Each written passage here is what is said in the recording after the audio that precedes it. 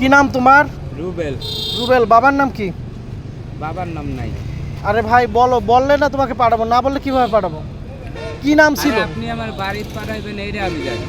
আচ্ছা হ্যাঁ সেটাই, তোমার বাবার নাম কি ছিল? বাবার নাম হাকিম ছিল। হাকিম। আর মায়ের নাম? মায়ের নাম তাসলিমা। তাসলিমা। হ্যাঁ। আচ্ছা আচ্ছা, তোমার বাসাটা কোন জায়গায় ছিল? হ্যাঁ, তোমার বাসাটা কোথায় ছিল?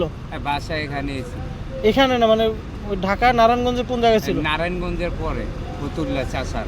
ফতুল্লা তোমার বাসা। গ্রামের নাম কি ছিল? গ্রামের নাম দুপতালিয়া। দুপখালিয়া। হ্যাঁ। বাড়ি যেতে চাও? হ্যাঁ, বাড়ি তো যেতে যেতে ওই দিন। তোমার ভাই বোন আছে? না। তুমি একাই? হ্যাঁ। তোমার বাবা কি করে? বাবা চাকরি করে। কি চাকরি করে?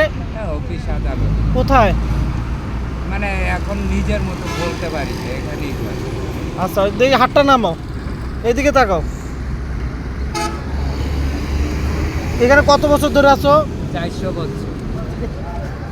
ঠিক আছে থাকো, আরো 400 বছর থাকলে তোমাকে বাড়ি পাঠাবো। হ্যাঁ।